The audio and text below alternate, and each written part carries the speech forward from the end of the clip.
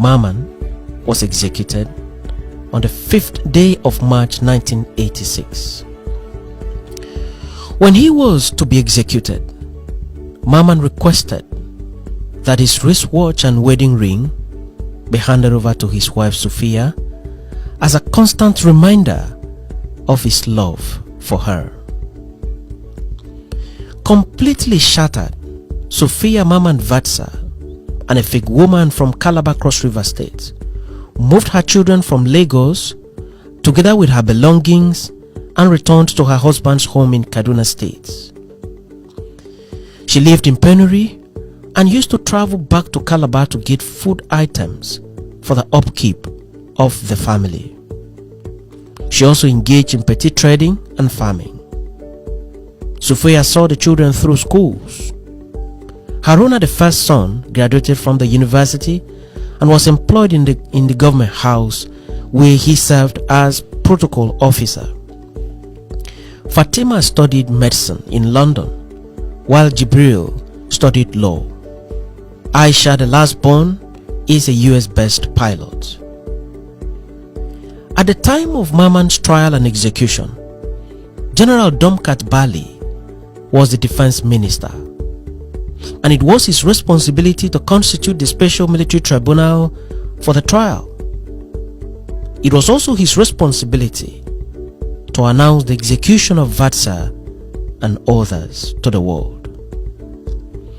In a later interview granted by Domkat Bali in 2006 to The News, a Nigerian newspaper, the retired General Domkat Bali stated on quote as follows: "My regret is that up till now, I am not sure whether Vatsa ought to have been killed, because whatever evidence they amassed against him was weak.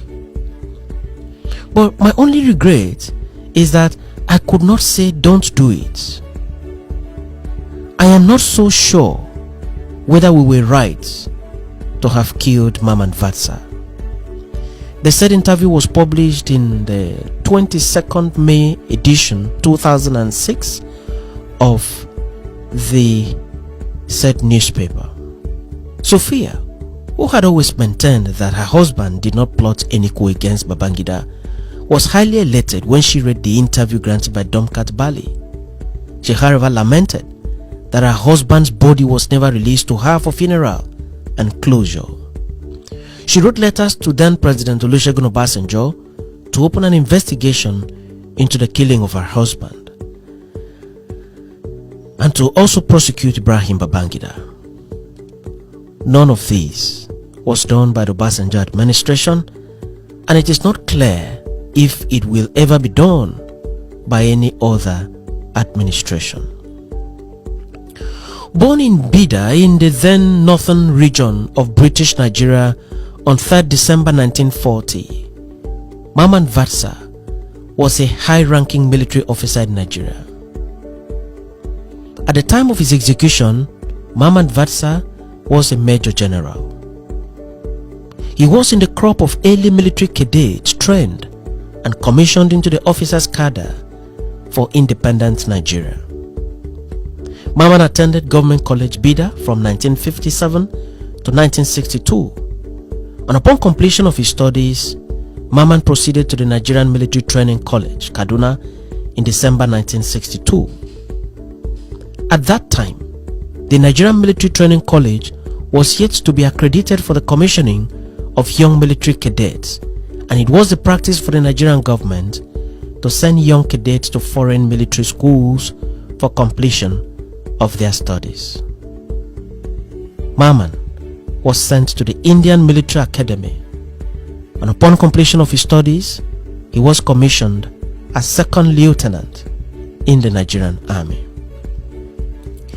Mamman returned to Nigeria and served in several military capacities, including instructor at the Nigerian Defense Academy, Principal Staff Officer, Army Headquarters, Commander of the 30th Infantry Brigade Ugoja until 1975, Commander of the 13th Infantry Brigade Calabar until 1976, and Brigade of Guards at Dodan Barracks, Lagos until 1979. He was later posted as Commandant of the Nigerian Army School of Infantry from 1979 to 1983. Mamman Vatsa also served as Minister of the Federal Capital Territory. He was also a member of the Armed Forces Ruling Council and member of the National Council of States. Mamman was a trusted ally to President Ibrahim Badamasi Babangida until his execution in 1985. Mamman Vatsa and Babangida were childhood friends. They were both from present-day Niger State of Nigeria. They attended Government College, Bida, where they were classmates. They both attended the Nigerian Military Training College, Kaduna. They were both sent to the Indian Military Academy by the Nigerian government for completion of their military training. They both returned to Nigeria and served in several capacities in the military. As later narrated by Mamman Vatsa's wife, Sophia, and I quote, "There was a special relationship between Mamman's family and Babangida's family." She narrated further, "When we got married, I thought IBB and my husband were of the same family. The two of them wore the same size of dress and same size of shoes. IBB would drop his dirty wares in our house and put on my husband's wares. When IBB traveled out for further military training, he, IBB, would always entrust his children and wife to the care of my husband. My husband mounted the horse when IBB and Mariam got married, and also bought them their first set of furniture from Leventis on hire purchase. IBB was also my husband's best man during our wedding. This is how close IBB was to my husband and how close my husband was to IBB."